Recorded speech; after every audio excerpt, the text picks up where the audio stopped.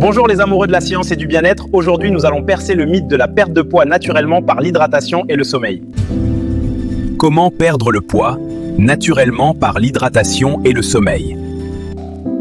L'hydratation et le sommeil sont des piliers essentiels d'un mode de vie sain. Ensemble, ils jouent un rôle crucial dans la gestion du poids et le bien-être général. L'importance de l'eau et du sommeil. L'eau. L'eau constitue 60% du corps humain et est essentielle pour toutes les fonctions corporelles. Boire suffisamment d'eau aide à réguler la température corporelle, lubrifier les articulations, Transporter les nutriments et agir comme coupe-faim naturel.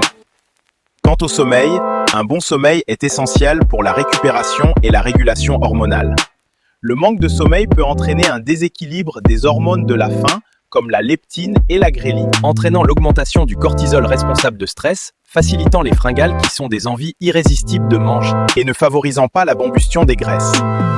Un manque de l'un ou l'autre perturbe ces mécanismes, augmentant le risque de prise de poids ou d'obésité, tandis qu'une bonne suivi favorise la perte de poids et le bien-être. 4 mécanismes physiologiques sont responsables de l'amaigrissement par l'hydratation. Au numéro 1, booster le métabolisme. L'eau aide le corps humain à convertir les aliments en énergie plus efficacement. Au numéro 2, action de coupe-faim. Boire de l'eau avant les repas remplit l'estomac, envoyant les signaux de satiété au cerveau et peut aider à réduire l'apport calorique. Au numéro 3, élimination des toxines. L'eau soutient le foie et les reins dans l'élimination des déchets métaboliques, ce qui est important lors d'un régime ou de perte de poids. Au numéro 4, combustion des calories, notre organisme ou notre corps brûle des calories au repos. C'est-à-dire, pendant que notre corps est en inactivité totale, l'organisme fonctionne en brûlant les calories. Et l'eau améliore cette fonction vitale. Comment se réalise la combustion dans l'organisme? La combustion des calories est un mécanisme physiologique complexe où le corps humain utilise les graisses, les glucides et les protéines comme source d'énergie via le métabolisme basal et l'activité physique. Par métabolisme basal, nous voyons les fonctions vitales telles que la respiration, l'énergie dépensée au repos pour respirer, énergie dépensée pour faire circuler le sang, puis la pensée, énergie dépensée pour penser et la digestion par la thermogénèse postprandiale. La thermogénèse postprandiale, c'est l'utilisation de l'énergie après le repas pour digérer les aliments, surtout les protéines et les glucides complexes. Pour ce qui est de l'activité physique, ici la dépense énergétique est accrue. On parle de la lipolyse, incluant aussi l'effet post-combustion. C'est l'effet post-combustion, c'est lorsque le corps humain continue de brûler des calories après l'activité physique ou l'exercice. Voyons maintenant comment le sommeil peut être à la base de l'amaigrissement ou de la perte de poids. Plusieurs mécanismes peuvent l'expliquer. Nous avons retenu 4 les plus essentiels. Au numéro 1, la régulation hormonale.